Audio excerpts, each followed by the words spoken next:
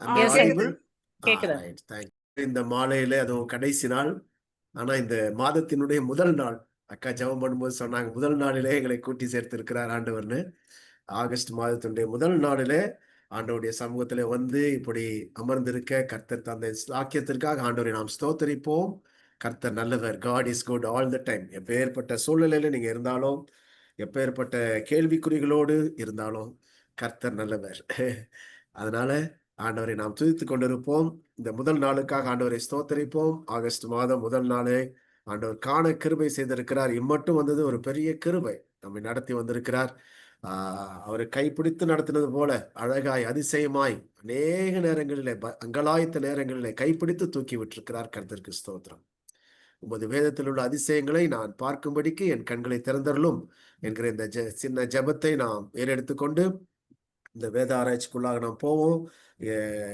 இதுல வந்து நம்ம ஏற்கனவே பார்த்த இந்த ராஜாக்களை, யூதா ராஜாக்களை நாம் பார்த்து கொண்டு இருக்கணும். அரசர்கள் நம்ம இது வரைக்கும் 8 பேரை ஃபினிஷ் பண்ணியிருக்கிறோம். அதாவது அவர்களை குறித்த சில வேத வசனங்களை ஆராய்ந்து பார்த்து எல்லாத்தையும் கம்ப்ளீட்டா தெரிந்து கொண்டோம் என்று சொல்ல முடியாது. ஆனால் கொஞ்சம் நம்ம இதுவரைக்கும் சிலது நம்ம தெரியாததெல்லாம் கூட கொஞ்சம் தெரிந்து கொண்டு இருக்கிறோம் என்பதுல சந்தேகமே இல்லை. எனக்கே நிறைய காரியங்கள் புதிதாக தான் இருக்கிறது. அதனால நிச்சயமா உங்களுக்கும் யூஸ்ஃபுல்லா இருக்கும்னு நான் நினைக்கிறேன். இந்த 8 பேர் நம்ம பார்த்ததுல ரெகோபியாம் சாலமோனுடைய மகன். நமக்கு தெரியும் தவறான வழியில போயிட்டான். சாலமோனே வீழ்ச்சி. அந்த சாலமோனுடைய ஒரு மனைவி நாமாளுடைய மகன். நாமாள் என்பவள் அம்மோனிய பெண். நமக்கு தெரியும், நம்ம படித்தோம். அந்த அம்மோனிய பெண்ணுடைய மகனா இருந்ததுனால ரெகோபயாமும் விக்கிரக வணக்கத்தையே ப்ரமோட் பண்ணா. எல்லாரும் விக்கிரகத்தை வணங்க வைத்தான். அப்புறம் அடுத்தது அவனுடைய மகன் அபியா. அவனும் அதே மாதிரி தவறான வழியிலே தான் போனான். அப்படி அது வந்து அப்படி டவுன் ட்ரெண்ட் போயிட்டே இருந்துச்சு. ஆனா ஆண்டவர் ஆசாவை எழுப்பினார். இந்த பைபிள்லே போட்டிருக்கு, அவனை தாவீதினுடைய ராஜ்யத்தை நிலைநிறுத்த ஆசாவை கர்த்தர் எழுப்பினார் என்று ஒரு பதிவு இருக்கிறது. கர்த்தருக்கு ஸ்தோத்திரம். பாருங்க, எப்பவுமே ஆண்டவர் அப்படியே விட்டுற மாட்டாரு. அப்படியே கீழே போயிட்டே இருக்குமோ உடனடியாக எல்லா விக்கிரக தோப்புகள் எல்லாவற்றையும் வெட்டி போடுகிறான், எல்லாத்தையும் வெளியேற்றுகிறான். சொல்ல போனா அவனுடைய ஓன் குயின் மதர், அவனுடைய பாதுகாப்பு மதர் என்று சொல்லக்கூடிய மாக்காள், அவங்க வந்து விக்கிரக வணக்கத்துல இருந்ததுனால அந்த பதவியிலிருந்தே அவனை தூக்குறான். தன்னுடைய சொந்த வீட்டிலேயே சுத்திகரிப்பை ஆரம்பிக்கிறான். அதெல்லாம் நம்ம படிச்சோம். அவன் அவ்வளவு பயங்கர நல்ல அரசன். ஆனா இப்ப நல்ல அரசர்கள்ல இவரை ஒருத்தரை நம்ம குறிக்கிறோம். நல்ல அரசர்கள் லிஸ்ட் எடுத்திருக்கிறோம், ஒரு 7 பேர். அந்த 7 பேர்ல இவரை நம்ம ஏற்றுக்கொள்கிறோம். ஏன்னா அவர் ஒரு நல்ல அரசர். அவர் செய்த காரியங்கள் எல்லாம் பார்த்தீங்கன்னா ரொம்ப நிறைய காரியங்கள், நிறைய இஸ்ரேவேல்ல இருந்து நிறைய பட்டணங்களை பிடித்தார், திரும்ப எடுத்தார். அதெல்லாம் நல்லா செய்தார். ஆனா கடைசியில அவரும் கூட தவறாக போய்விட்டதை நாம் பார்க்கிறோம். அதான் நான் முதலே சொல்லுவேன், குட் கிங் நம்ம சொல்றோம். ஆனா nobody is a good king. Perfectly குட்னு யாருமே சொல்ல முடியாது. ஒரே ஒருத்தர் தான், இயேசு ராஜா ஒருத்தர் தான். இல்ல, மற்றவங்க எல்லாம் இப்படிதான். ஏதோ ஒரு விதத்துல கொஞ்சம் கஷ்டங்கள் வந்துடும். இந்த ஆசாவுக்கு வந்து கால்களிலே வியாதி கண்டான் என்று பார்க்கிறோம் இல்லையா? அவன் வந்து கொஞ்சம் இதோட சேர்ந்துட்டான். இஸ்ரேவேல்ல இருந்து யுத்தம் வரும்போது சீரியர்களோட சேர பார்க்கிறான். அதனால அவனை ஆண்டவரை நம்பாம போயிட்டே அப்படின்னு சொல்லி அனானி வந்து சொல்லும் பொழுது அவனை சிறைச்சாலையில போடுறான். பாருங்க, கடைசியில் அவனுடைய வாழ்க்கை வேற மாதிரி மாறி, அப்புறம் கால்களில் வியாதி கண்ட பொழுது கூட பைபிள் என்ன போட்டிருக்குன்னா, அவன் பரிகாரிகளை தேடினான், கர்த்தரை தேடாமல் பரிகாரிகளை தேடினான் போட்டு. நல்லா ஆரம்பிச்சான், good start but bad end. நம்ம கூட ரொம்ப கவனமா இருக்கணும்ல. இந்த மாதிரி ஸ்டடீஸ்ல வரும் பொழுது நம்மை நாம் சரி செய்து கொள்ள வேண்டும். அதுதான் நம்முடைய முக்கியமான காரியம். நானும் சேர்த்து, என்னையும் சேர்த்து எல்லாருமே ஏதாவது ஒரு சில தவறுகளை செய்கிறோம். சாதாரணமாக அதை நினைத்து கொள்ளக்கூடாது. எதையுமே we have to be very sensitive to our sins. Sensitive to our sins, not other sins. மற்றவங்களுடைய பாவத்தை ஈஸியா சுட்டி காட்டிக்கிட்டே இருக்கிறோம். ஆனா நம்முடைய பாவத்தை நம்ம அப்படியே தட்டிட்டு போயிடுறோம், எக்ஸ்கியூஸ் சொல்லிட்டு போயிடுறோம். அது அல்ல, நம்முடைய பாவத்தை சரி செய்யணும். சரி செய்யாதனால தான் பாருங்க, அனானி வந்து எச்சரிக்கிறான். எல்லாம் இந்த ராஜாக்கள் எல்லாருக்கும் ஒரு எச்சரிப்பு வருகிறது, ஆனா அவங்க கேட்கல. அதுதான் ரொம்ப முக்கியம். நமக்கு எச்சரிப்பு வந்துகிட்டே இருக்கு. டெய்லி பிரசங்கங்கள், செய்திகள் கேட்டுக்கொண்டே இருக்கிறோம். ஆனா நம்ம எப்படி மாறிக்கொண்டிருக்கிறோமா? நம்முடைய கோபம் குறைஞ்சிருச்சா? நம்முடைய பொய் குறைஞ்சிருச்சா? இல்ல நம்முடைய பெருமை குறைஞ்சிருச்சா? நமக்கு இருக்கிற சில நமக்குள்ள இருக்கிற அழுக்குகள் நமக்கு தெரியும். இதெல்லாம் நம்ம வீக். இதெல்லாம் சரியில்ல. நான் சரியா பேசுறதுல தவறா சொல்லிடுறேன். பொய் சொல்லிடுறேன். சிலரை பற்றி தவறா பேசிடுறேன். அதெல்லாம் புறங்கூறுகிறேன் இல்ல? அதெல்லாம் நெறைய அதெல்லாம் நம்ம யோசித்து பார்த்து சரி செய்ய ஆண்டவர் இந்த மாலை நேரத்துல நமக்கு அழைப்பை விடுக்கிறார். இந்த பைபிள் ஸ்டடி என்பது வெறும் பைபிள ஸ்டடி பண்றது இல்ல. நம்மளையும் ஸ்டடி பண்றது என்பதை நாம் மறந்து போகக்கூடாது. 4வது யோசபாத், ஆசாவுடைய மகன் யோசபாத் வருகிறார். அவர் ரொம்ப நல்ல ராஜா தான். ரொம்ப ஒன் ஆஃப் த பெஸ்ட் கிங்ஸ்ன்னு சொல்லலாம். அப்படியெல்லாம் நம்ம அதுல போட்டிருக்கு. ஆனா, அவரும் கடைசியில அவர் யாரோட தொடர்பு வைத்துட்டார்ன்னா, ஆகாபோட ஆகாப் குடும்பத்தோட, ஆகாப், யேசபேல் என்கிற அந்த தம்பதியோடு அவர் சம்பந்தம் வைத்தார். தன்னுடைய மகன் யோராமுக்கு அவர்களுடைய மகள் அத்தாலியாளை திருமணம் புரிந்து வைத்தார். அதுல வந்த ஒரு பெரிய ஒரு இழப்பு பார்த்தீங்கன்னா, பெரிய இழப்பாக மாறிவிட்டது. சொல்லப்போனா அது ஒரு அந்த சந்ததிகளிலேயே பெரிய பாதிப்புகள் வந்தத நம்ம பார்க்க முடியும். யோராம் அடுத்த யோராமுடைய மனைவி அத்தாலியாளாக இருந்தனால, யோராமும் தவறை செய்கிறார். அத்தாலியாள் பாருங்க யோராமுக்கு முதல் அ மகன் சேஷ்ட புத்திரன் என்று பைபிள்ல போட்டிருக்கு. அவனுக்கு தான் கிங்டம். அவனுக்கு தான் ராஜா. அவன ராஜா குடுக்குறாங்க. அவனுக்கு எல்லா ஒன் ஆஃப் த ரிச்சஸ்ட் கிங்ஸ்ன்னு சொல்லப்பட்டிருக்குது. அவ்வளவு எல்லாம் கொடுக்கிறாரு. யோசபாத் நெறைய சம்பாதிச்சுட்டாரு. எல்லாத்தையும் குடுத்து, "நீ தான் முதல் மகன். நீ தான் பார்த்துக்கணும்னு" குடுக்குறான். ஆனா வந்த உடனே அவன் என்ன பண்றான்? அவனுடைய சகோதரர்களையே கொன்று போடுறான். அது ப்ராபபிலி அந்த அத்தாலியாள், யேசபேல் அந்த ஸ்பிரிட் அவங்களுடைய ஒரு ஆலோசனைகளா இருக்கும்னு வேத அறிஞர்கள் சொல்றாங்க. எல்லாரையும் கொன்று போடுறான். சொந்த சகோதரர்களை கொன்று போடுறான். பாருங்க, நேற்று நம்ம கேட்ட சில செய்திகள் நம்முடைய இதயத்தை பாதிக்கிறது. ஏன்னா, ஒரு ஈரம் இல்லாமல் அதுக்கப்புறம் அத்தாலியால் பார்த்தீங்கன்னா, சொந்த பேரன்களை எல்லா பேரன்களையும் யாரும் இருக்கக்கூடாதுன்னு சொல்லி பாட்டி வந்து பேரன கொல்லுவாங்களா எங்கேயாவது? அப்படி நடந்திருக்கு பாருங்க. அத்தாலியால் சொந்த பேரன்களை கொன்று போட்டான். யோராமுடைய மகன் அகசியா அவனும் தவறா இன்னொரு யோராம் இஸ்ரேலுடைய யோராம் நான் ஏற்கனவே சொன்னேன் இது ஒரு குழப்பம் இருக்கும்னு. இஸ்ரேலுடைய ராஜா யோராமோட ஒரு வைக்கிறான். அ அதுலயும் ப்ராப்ளம் வருது. அ அங்க போய் அவர போய் பார்க்க போறான். அந்த யுத்தத்துல அவர் அடிபட்டாரு. போய் பார்க்க போறான். இவன யெகூ வந்து கொன்று போட்டு விடுகிறார். திடீரென்று கொன்று போட்டதுனால அத்தாலியாள் ராஜ்யத்தை பிடித்துக் கொள்கிறாள். அப்புறம் அத்தாலியாள் பிடிச்ச உடனே பேரன்களை கொல்லும் பொழுது ஒரே ஒரு பேரன் தப்பிக்கிறான். அதுதான் யோவாஸ். இதுதான் கதை. முன்கதை சுருக்கம் மாரி இப்ப நான் சொல்லிட்டு இருக்கிறேன். இந்த யோவாஸ் ஒருவன் தப்புகிறான். அவனை பாதுகாக்கிறார் யோதாயும் அவனுடைய மனைவி யோவேசால் என்று போட்டிருக்கிறது. யோசேபால் சாரி யோசேபாலும் 2 பேரும் பாதுகாக்கிறாங்க. ஆனா அந்த யோவாசும் தவறா போறார் பாருங்க. ஒரு அற்புதமாய் காப்பாற்றப்பட்டவன். அதான் நேத்து சொல்லிட்டு இருந்தேன். கிருபையை நம்ம உணரணும் இல்ல? 107ஆம் சங்கீதம் நினைக்கிறேன். கடைசி வசனம் சொல்லுது. ஞானவான்கள் கர்த்தருடைய கிருபையை உணர்ந்து கொள்வார்கள். ஞானவான்கள் கர்த்தருடைய கிருபையை உணரணும். நம்ம டேக் இட் ஃபார் கிராண்டடா இருக்கிறோம். நிறைய நினைக்கிறோம். இல்ல, ஆண்டவர் கிருபையா தான் இன்னைக்கு உட்கார்ந்துட்டு இருக்கிறோம். இன்னைக்கு இந்த ஸ்டடிக்கு வந்திருக்கிறோம்னா அது ஆண்டவருடைய கிருபை. மறந்துடாதீங்க. தயவு செய்து மறந்துடாதீங்க. கிருபை. இன்னைக்கு நான் கையை அசைக்கிறேன்னா ஆண்டவருடைய கிருபை. ஆண்டவருடைய கிருபை. நான் பேசுறேன்னா ஆண்டவருடைய கிருபை. ஏன்னா எவ்வளவு பேர் பேச முடியல, எவ்வளவு பேர் கையை அசைக்க முடியல, எவ்வளவு பேர் உட்கார முடியல. ஒரு ஆன்டி என்கிட்ட சொன்னாங்க, ஒரே ஒரு ஜெபம் நான் உட்காரணும்னு சொல்லி ஜெபம் பண்ணுப்பான்னு சொல்லி கேட்டாங்க. எனக்கு ரொம்ப பரிதாபமா இருந்துச்சு. படுத்த படுக்கையா இருக்காங்க. ஜஸ்ட் உட்காரணும்னு சொல்லி ஜெபம் பண்ணு. பாருங்க எவ்வளவு நம்ம எல்லாம் உட்கார்றோம், நிக்கிறோம். ஆண்டவருடைய கிருபை. ஆண்டவரே உமக்கு ஸ்தோத்திரம். சரி, அப்படி நம்ம யோவாஸ் வரைக்கும் நேத்து பார்த்துட்டோம். அதுக்கப்புறம் அமத்சியா நம்ம இப்ப பார்க்க போறது, இன்னைக்கு பார்க்க போறது அமத்சியா. யோவாசுடைய மகன். இவர் யோவாசுடைய மகன். இங்க போடப்பட்டிருக்கு, நீங்க பார்க்கலாம். யோவதனான் என்பது அவருடைய மதருடைய பேர், அம்மாவுடைய பேரு. அந்த எந்த பகுதியில இருக்குன்றது இந்த ரைட் சைடு கருப்புல நான் போடுவேன், நீங்க பார்த்துக்கலாம்.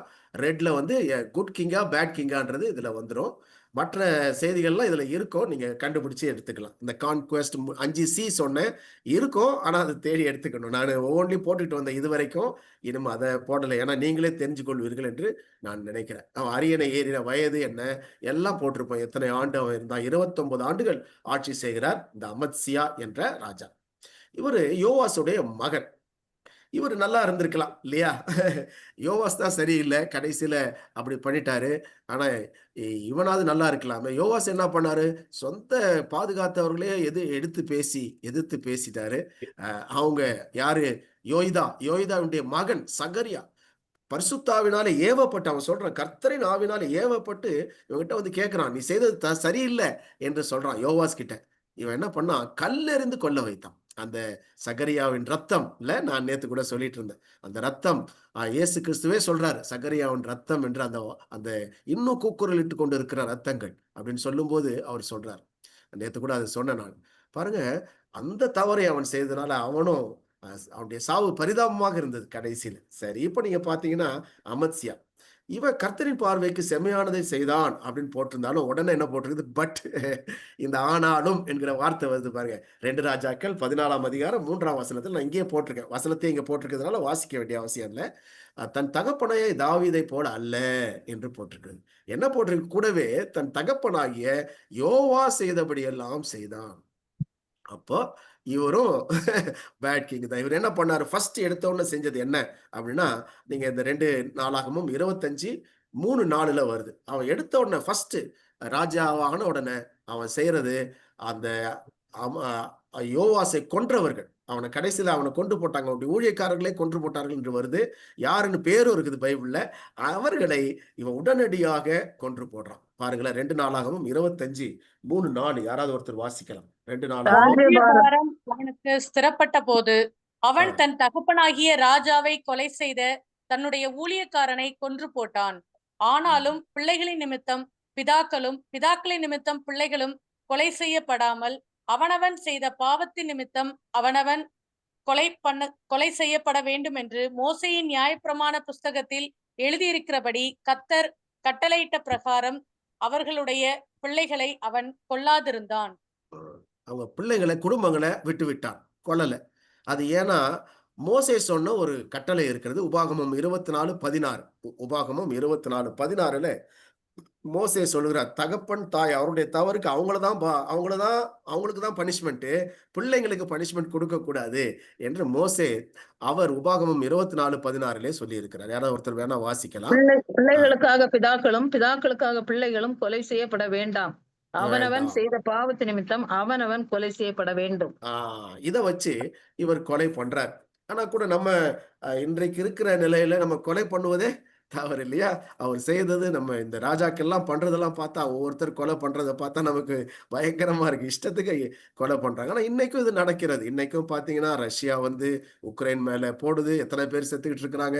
இஸ்ரேல் காசா மேல போட்டுக்கிட்டு இருக்கு, எத்தனையோ பேர் செத்துக்கிட்டு இருக்கிறாங்க. காசாவும் இஸ்ரேல் மேல போடுது. இப்படி இந்த போர்கள் எல்லாம் சாகுறவங்க எவ்வளவு பேரு. அந்த இந்த நடத்துகிறவர்களுக்கு கொஞ்சம் மனசாட்சி இருக்க வேண்டாமா? அது குடும்பங்களை பாதிக்கிறது. எத்தனை குடும்பங்கள்ல அடிபடுவாங்க, எத்தனை பேர் செத்து போறாங்க. இதெல்லாம் யோசிக்கணும் இல்லையா? அந்த யோசனைகள் இந்த ஆட்சியில இருக்கும் பொழுது, அதிகாரத்துல இருக்கும்போது வரமாட்டேங்குது பாருங்க. எல்லாரையும் கொன்று போட்டான். அது மட்டுமல்ல, இவன் என்ன பண்ணா, ஏதோமோட போரிடுவதற்கு 3 லட்சம் பேரை ஆயத்தம் பண்ணான். அதுவும் பைபிள்ல இருக்குது. 25 அதிகாரத்திலேயே வருது. 6ஆம் வசனத்துல 3 லட்சம் பேர் பண்ணான்.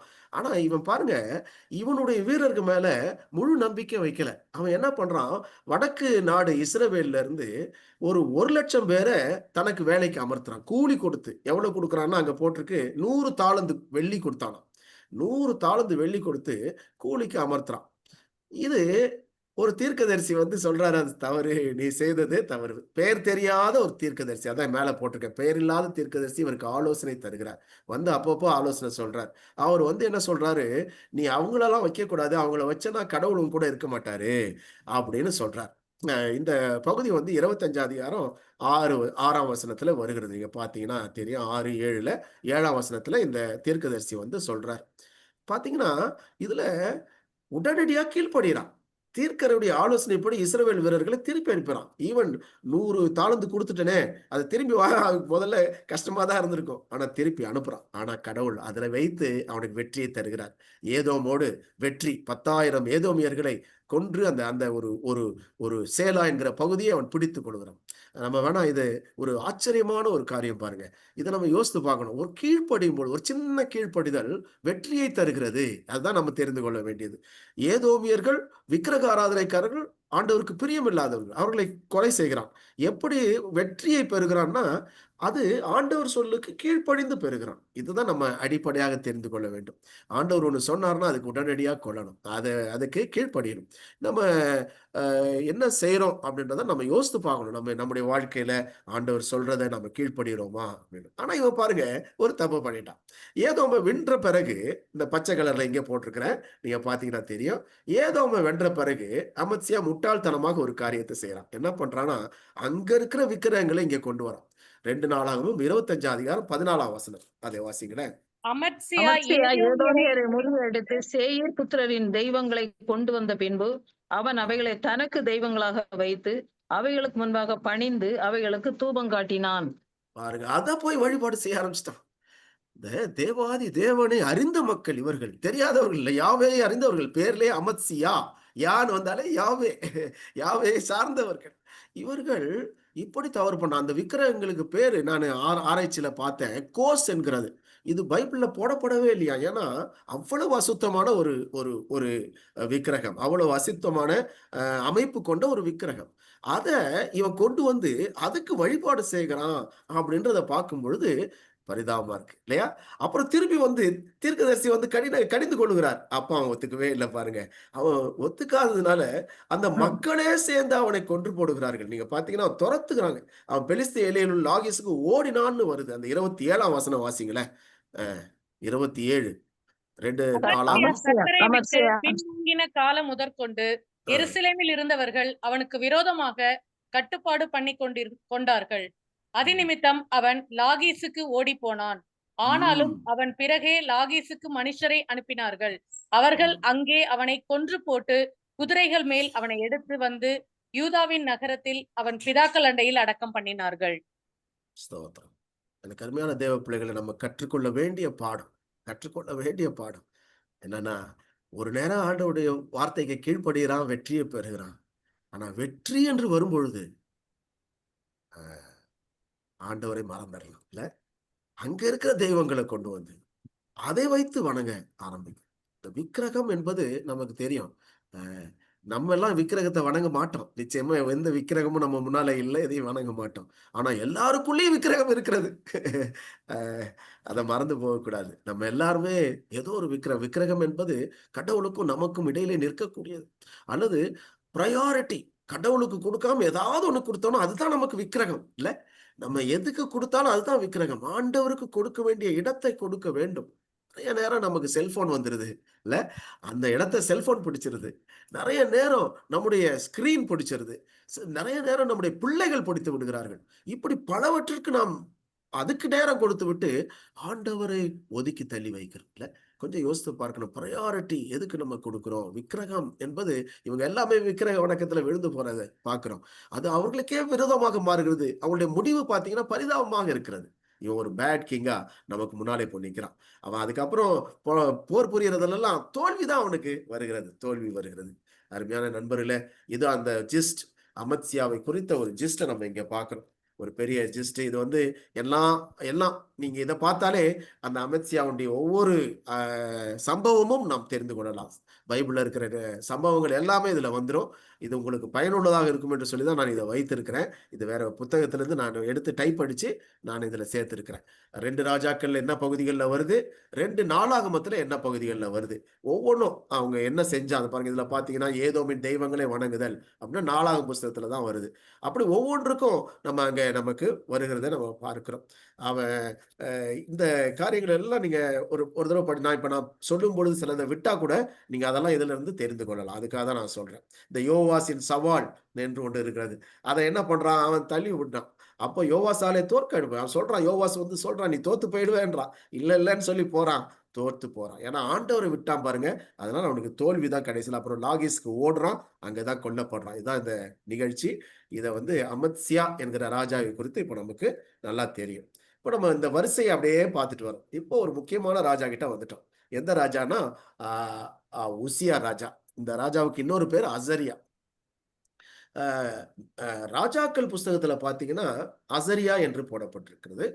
4ஆம் புஸ்தகத்துல உசியா என்ற பெயரை பயன்படுத்துகிறார்கள்.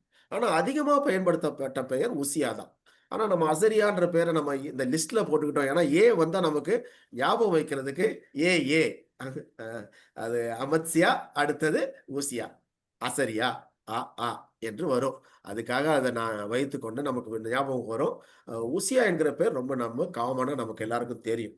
இவர் மரித்த பொழுதுதான் ஏசாயாவுக்கு ஒரு பெரிய தீர்க்க தரிசனம் வந்தது. அழைப்பே வந்தது எப்போன்னா, உசியா ராஜா மரித்த பொழுது. ஏசாயா தீர்க்க தரிசன புஸ்தகத்துல 6ஆம் அதிகாரம் முதல் வசனத்திலே ஆரம்பமே தான். உசியா ராஜா மரித்த பொழுது தேவாலயத்துல போய் இனிமே யாரு நடத்துவா, நாட்டை யார் நடத்துவான்னு நினைச்சு அவர் வேதனையோடு போய் தேவாலயத்துக்கு போன பொழுது ஆண்டவருடைய தரிசனத்தை அவர் பார்க்கிறார். பரிசுத்தர் என்று சொல்லி ஆண்டவரை தொழுது கொள்ளுகிற அந்த சேராபீன்கள் சேராபீன்களை பார்க்கிறோம். பெரிய ஆச்சரியமான ஒரு ஒரு ஒரு பெரிய ஒரு தரிசனத்தை பார்க்கிறார். அதுலதான் ஐயோ நான் அசுத்த உதடுகள் உள்ள மனுஷன் அப்படின்னு சொல்லி ஏசாயா தன்னை ஒப்பு கொடுக்கிறார். எப்போனா இந்த உசியா ராஜா மரித்த அந்த காலகட்டத்திலே நடந்த ஒரு நிகழ்ச்சி. அப்போ இந்த உசியா ராஜா ஒரு ரொம்ப பவர்ஃபுல் ராஜா பாருங்க. சொல்றாங்க ஏறக்குறைய சாலமோனுக்கு ஈக்குவலா இருக்கிறாரு அப்படின்னு சொல்றாங்க. சாலமோன் காலத்துல எவ்வளவு செழிப்பு இருந்ததோ அந்த அளவுக்கு செழிப்பு சொல்லப் போனா அதை விட அதிகம் இருந்திருக்கலாம் என்று கூட சில வேத அறிஞர்கள் சொல்லுகிறார்கள். இவருடைய அஹ், தந்தை அமத்சியா, இப்பதான் நம்ம பார்த்த ஆளு அமத்சியா. அவங்க தாய் வந்து எக்கோனியாள் என்று போடப்பட்டிருக்கிறது. இந்த உசியா யா முடிந்தாலே யெகோவா. உசி என்பது பலம், யெகோவாவின் பலன் என்று நம்ம எடுத்துக்கொள்ளலாம். சரி, தந்தை அமத்சியா கொலை செய்யப்பட்ட பிறகு 16வது வயதுல இவருக்கு ராஜாவாகிறார். எத்தனை வருஷம் இருக்கிறார்னா 52 வருஷம் இவரு ராஜாவாக ஆட்சி செய்கிறார். 52 வருஷம். இந்த லிஸ்ட்லயே நீங்க பாத்தீங்கன்னா யார் அதிகமாக ரொம்ப அதிகமா அரசாட்சி பண்ணாங்க அப்படின்னு பார்த்தா மனாசே. மனாசே 55 வருஷம், 55 இயர்ஸ். அதுக்கு அடுத்ததாக வர்றவர் உசியா. உசியா வந்து 52 வருஷம் ராஜாவாக ஆட்சி செய்கிறார். 52 வருஷம் சாதாரண ஆட்சி இல்லைங்க. படிச்சு பார்த்தீங்கன்னா ஆச்சரியமா இருக்கு. அவர் நிறைய காரியங்களை செய்கிறார். நகரத்தை கட்டுறார், எருசலேம் நகரத்தை மீண்டும் கட்டுறார். பல நிலங்கள் அவர் வேளாண்மையில ரொம்ப, அதாவது வேளாண்மைனா நம்ம அக்ரிகல்ச்சர், அதுல ரொம்ப ஈடுபாடு உள்ள ஒரு ராஜா. அவர் பல நிலங்கள், திராட்சை தோட்டங்கள், நீர் தொட்டிகள், கோபுரங்களை கட்டினார். எல்லாத்தையும் பயங்கரமா கட்டுறார். அப்படி அது மட்டுமல்ல, படையை அவர் சீரமைக்கிறார். அந்த வசனங்களை நம்ம பார்க்கலாமே. 2 நாளாகமம் 26 அதிகாரம் 8, 9 மட்டும் வாசிப்போம். 6ல இருந்து 10 வரைக்கும் இருக்கு. அதுல 26ஆம் அதிகாரம் 8, 9 யாராவது ஒருத்தர் வாசிங்க. அம்மோனியர் உசியாவுக்கு காணிக்கைகளை கொடுத்தார்கள். ம். அவனுடைய கீர்த்தி எகிப்தின் எல்லை மட்டும் எட்டினது. அவன் ம். மிகவும் பலன் கொண்டான். உசியா எருசலேமிலே மூலை வாசல் மேலும் பள்ளத்தாக்கு வாசல் மேலும் அலங்கத்து கோடிகள் மேலும் கோபுரங்களை கட்டி அவைகளை பலப்படுத்தினான். அவனுக்கு பள்ளத்தாக்கிலும் சமபூமியிலும் அநேக ஆடு மாடுகளும் மலைகளில் வயல்வெளிகளையும் பயிர்க்குடிகளும் திராட்சை தோட்டக்காரரும் உண்டாயிருந்தபடியினால் அவன் வனாந்தரத்திலே கோபுரங்களை கட்டி அநேக துறவுகளை வெட்டினான். அவன் வெள்ளாண்மை பிரியனாய் இருந்தான். தேங்க்யூ அக்கா. வெள்ளாண்மை பிரியனா இருந்தான்னு சொல்லி முடியுது அந்த பகுதியில பார்த்தா. அவன் வந்து அவ்வளோ அக்ரிகல்ச்சரை ரொம்ப இஷ்டப்பட்ட ஒரு ஆளு. அக்ரிகல்ச்சரை ரொம்ப டெவலப் பண்ணி விட்டுருக்காரு. அப்போ சாப்பாட்டுக்கு பஞ்சமே இல்லாத ஒரு காலம். படை வந்து 3,07,500 பேர். அதாவது 26ஆம் அதிகாரம் 13ஆம் வசனத்துல வருது. 2 நாளாகமம் 26, 13ல 3,07,500 பேர் போர் வீரர்களை அவன் ஆயத்தப்படுத்துறான். ஒரு முக்கியமான ஒரு இதை பாருங்களேன். அந்த 2 நாளாகமம் 26, 15ல புதிய கருவிகளை அவன் போர் கருவிகளை ஏற்படுத்துறான். அதை படிச்சா ரொம்ப ரொம்ப ஆச்சரியமா இருக்கும். நான் அதை படிச்ச பொழுது உண்மையாவே எனக்கு இவன் இப்போ இருந்தானா அவன் என்னென்னமோ பண்ணியிருப்பானே அப்படின்னு தெரிஞ்சு, அட்டாமிக் பாம்பு, நியூக்ளியர் பாம்பு எல்லாம் அவன் தயார் பண்ணியிருப்பான் போல இருக்கு. அதை வாசிங்களேன். 2 நாளாகமம் 26, 15. கோபுரங்கள் மேலும் அலங்க கோடிகள் மேலும் நின்று அம்புகளையும் பெரிய கற்களையும் பிரயோகிக்கத்தக்கதற்கு நிபுணனான தொழிலாளிகள் கற்பித்த எந்திரங்களையும் அவன் எருசலேமில் உண்டாக்கினான். அப்படியே அவன் கீர்த்தி வெகு தூரம் பரம்பிற்று. அவன் பலப்பட்டு. தேங்க்யூ அக்கா. இந்த எந்திரங்களை அவன் தயார் பண்றான். என்ன மாதிரி எந்திரங்கள்? கல்லுகளை தூக்கி எறியக்கூடிய, அதான் பாம் போடுற மாதிரி தான் ஏறக்குறைய. அவன் அதை பார்த்தீங்கன்னா, நான் பின்னால ஒரு சின்ன படம் வச்சிருக்கிறேன். அந்த அகழ்வாராய்ச்சியில அவர் செஞ்ச காரியங்கள்லாம் கண்டுபிடிச்சிருக்கிறாங்க. ரொம்ப ரொம்ப அதாவது அவங்க சொல்றாங்க, அது one of the well developed. இன்னைக்கு அமெரிக்கா நம்ம சொல்றோம் இல்லையா, ஜப்பான், பெரிய கண்ட்ரிஸ், சைனா, இதெல்லாம் நிறைய வச்சிருக்கிறாங்க. அது பண்ணியிருக்காங்க, இது பண்ணியிருக்காங்க, அவங்க பில்டிங் எல்லாம் நல்லா இருக்கு அப்படின்னு சொல்றோம்ல. அந்த மாதிரி இந்த உசியா ராஜா அவனுடைய காலத்திலே செய்தான். பயங்கரமான நல்ல ஒரு தேடுறவனா இருந்தான். ஏன்னா முக்கியமா சகரியா என்கிற ஒரு தீர்க்கதரிசி அங்க இருந்தான். அவன் இருக்கிற வரைக்கும் இவன் வந்து ரொம்பவே கர்த்தரை தேடுகிறவனாக இருந்தது நம்ம பார்க்கிறோம். அதே 26:5 நம்ம அதை வாசிக்கிறோம். சகரியா தீர்க்கதரிசி அவனுக்கு வழிகாட்டியாக ஒரு மென்டார். நமக்கெல்லாம் மென்டார் எல்லாருக்குமே தேவை இல்ல. நாம சிலருக்கு மென்டாரா இருக்கணும். நமக்கு ஒரு மென்டார் இருக்கணும். அப்படி இருந்தாதான் ரொம்ப நல்லா இருக்கும். அப்படி நம்ம வைத்துக்கொண்டு பழகுவது ரொம்ப நல்லது. இப்படி பாருங்க, இவனுக்கு ஒரு மென்டார் அந்த சகரியா இருந்திருக்கிறான். அவன் தேவனை வணங்குவதை அவன் தவற விடவே இல்லை. நல்லா நல்லா பண்ணிக்கிட்டே இருந்தான். நல்லாதான் இருந்தான் இல்ல. நல்லாதான் இருந்தானா அப்படியே இருந்தானான்னு பார்த்தா அதுதான் கொஞ்சம் நமக்கு கஷ்டமாகுது இல்ல. அவன் வந்து தன் வெற்றிகளால் பெருமிதம் அடைந்து என்ன பண்ணிட்டான், மோசேயின் சட்டம் ஒண்ணு இருக்குது. அதுக்கு விரோதமாக இவன் என்ன பண்ணிட்டான், தேவாலயத்துல போய் தூபம் காட்ட உள்ள போயிட்டான். அது ராஜாவுடைய வேலை கிடையாது. என்னாகமம் 16ஆம் அதிகாரம் 40ஆம் வசனம் வாசிங்க. என்னாகமம் 16:40. ஆரோனின் புத்திரனாய் இராத அந்நியன் ஒருவனும் கர்த்தருடைய சந்நிதியில் தூபம் காட்ட வராதபடிக்கும் கோராகை தேங்க்யூ. போலும் அவன் தேங்க்யூ கூட்டத்தாரை அக்கா. போலும் இராத okay. கோராகுக்கு என்ன அழிவு வந்தது என்று நமக்கு தெரியும். அதே மாதிரியா இந்த உசியாவுக்கும் ஒரு பெரிய வியாதி வந்து விட்டது, நமக்கு தெரியும். அவனுக்கு குஷ்டம் பிடித்தான். மேல அங்க இருக்கும் பொழுதே அந்த நேரத்துல very moment he was punished இல்ல. நான் யோசித்து பார்த்தேன், நமக்கெல்லாம் அப்படி பனிஷ்மெண்ட் கிடைச்சா நம்ம என்ன ஆவோமோ தெரியல இல்ல. நம்ம ஒரு பொய் சொன்னோன்னு ஒரு புண்ணு வரும் அல்லது ஒரு சின்ன இது வரும்னு அப்படி ஆச்சுன்னா நம்ம எல்லாம் என்ன ஆவோம் இல்ல. ரொம்ப ரொம்ப கஷ்டம் இல்ல. அவனுக்கு அந்த காலத்துல பழைய ஏற்பாட்டு காலம் ஒரு கடுமையான காலம். ஆண்டவர் உடனடியாக இல்ல உடன்படிக்கை பெட்டியை தொட்ட உடனே செத்து போறாங்க. அந்த மாதிரியான இது இல்லை இன்னைக்கு. அதனால நம்ம அந்த கிருபை காலத்துல இருக்கிறதுனால நம்மள பல பேர் அகம்பாவம் பிடித்த பாவத்துல அகம்பாவம் பிடிச்சவங்களா மாறிக்கிட்டு இருக்கிறோம் இல்ல. அருமையான சகோதர சகோதரியை ரொம்ப யோசிக்க, நம்முடைய இருதயங்கள் சாஃப்டா மாறணும், சென்சிட்டிவா மாறணும். ஒரு சின்ன தவறு செய்தா ஐயோ தப்பு செஞ்சுட்டேனே என்கிற ஒரு பதட்டம் நமக்கு வர வேண்டும். அப்படி ஆண்டவர் பரிசுத்த ஆவியானவர் நமக்கு தரணும். ஆண்டவரே அப்படி எங்களுக்கு தாங்க சுவாமி, நாங்க எதையும் ஆண்டவரே உம்முடைய சட்டத்துக்கு மீறி செய்து விடக்கூடாது. இவன் பாருங்க தைரியமா போய் நின்னான். ஏன்னா அவனுக்கு அவ்வளவு பணம், அந்தஸ்து எல்லாமே கிடைச்சிருச்சு. அது ஒரு பெருமை, மேட்டிமையாகி பெருமை பெருமை பெருமை. அதான் ரொம்ப ரொம்ப முக்கியமான ஒண்ணு பாருங்க. நம்ம பெருமை வந்துட்டா போச்சுங்க நமக்கு இல்ல. நான் நேத்து கூட சொன்னேன், ஒரு ஏஞ்சலே பெருமை வந்து சாத்தானா மாறிட்டான்ல. லூசிஃபர்ன்றது ஏன் ஏன் மாறினான்? அவன் வந்து பெருமை தான், ஜஸ்ட் ஈகோ இல்ல. ஒரு ஈகோ வந்தா, ஈகோ எனக்கெல்லாம் இல்ல அப்படின்னு நம்ம சொல்லுவோம். ஆனா ஏதோ ஒருத்தர் ஒரு வார்த்தை சொல்லிட்டா நமக்கு உடனே பொத்துக்கிட்டு வரும். அப்படின்னா என்ன அர்த்தம்னா ஈகோ இருக்குன்னு அர்த்தம். ஈகோ இருக்கிறவங்களுக்கு நிச்சயமா அவங்கள பத்தி ஏதாவது சொன்னா தாங்காது இல்ல. இல்லங்க என்னங்க சும்மா சொல்ற இல்ல இல்ல.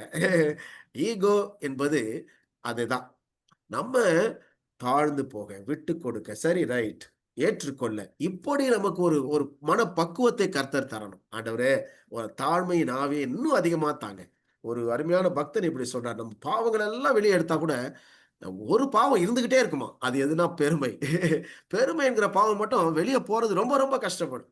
அதனால நம்ம இந்த நேரத்துல யோசிப்போம். இந்த உசியாவுக்கு ஆயிருச்சு, அவனுக்கு தான் பெருமை இல்ல.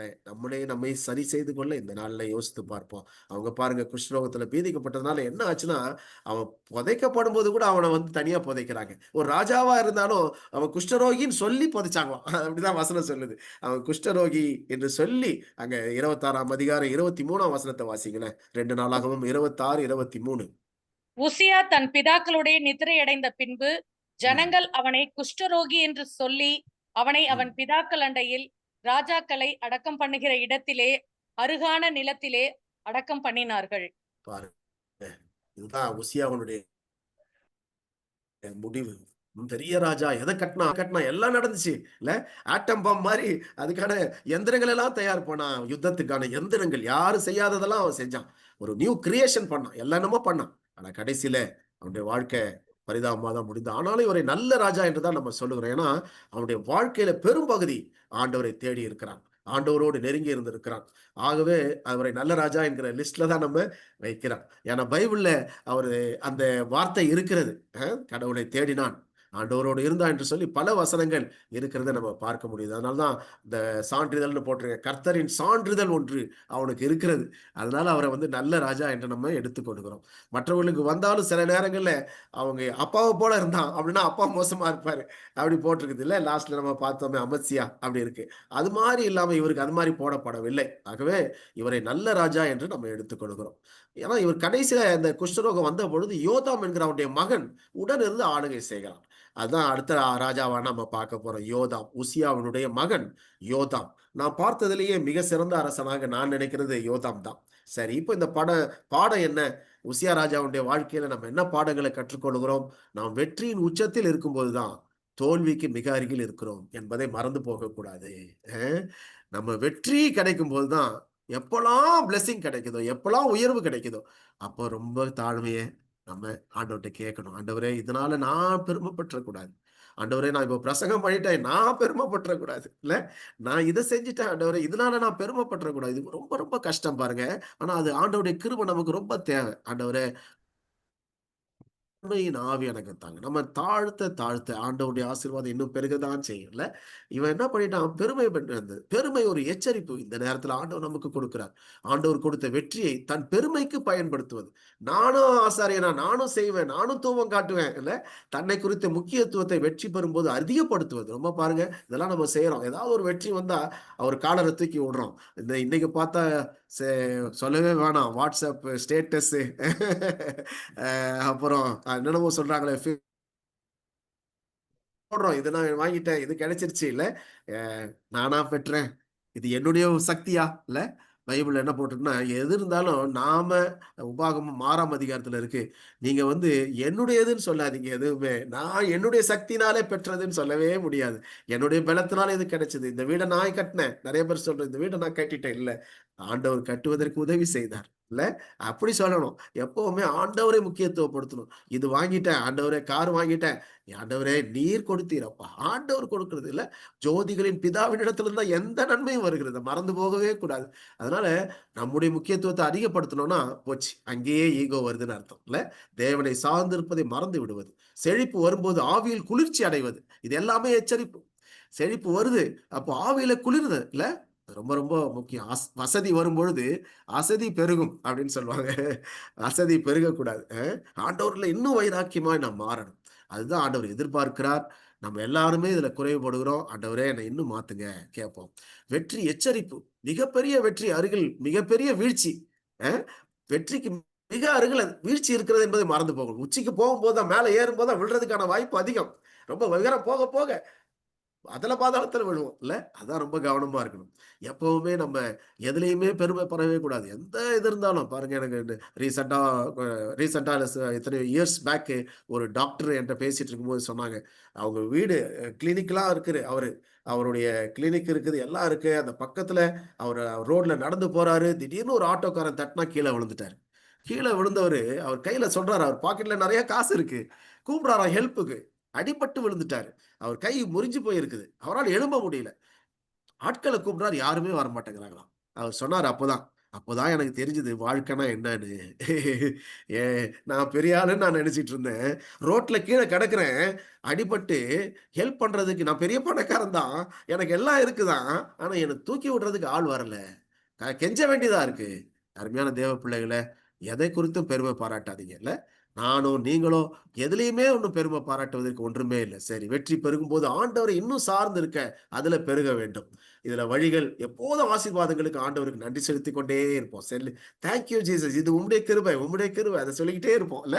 அது ரொம்ப முக்கியம் பாருங்க. ஆண்டவருக்கு நன்றி சொல்லிக்கொண்டே இருக்கணும். எதுனாலும் நன்றி சொல்லணும்னா சொல்லிக்கிட்டே இருக்கலாம், கண்டினியூஸ் சொல்லலாம் இல்ல. எல்லாத்துக்கும் ஸ்தோத்திரம். இப்போ இந்த கேஸ்ல உட்கார்ந்து இருக்கிற ஆண்டவரே உமக்கு ஸ்தோத்திரம். கொடுக்கப்பட்டிருக்க அதிகார எல்லைகளுக்குள் வாழணும்.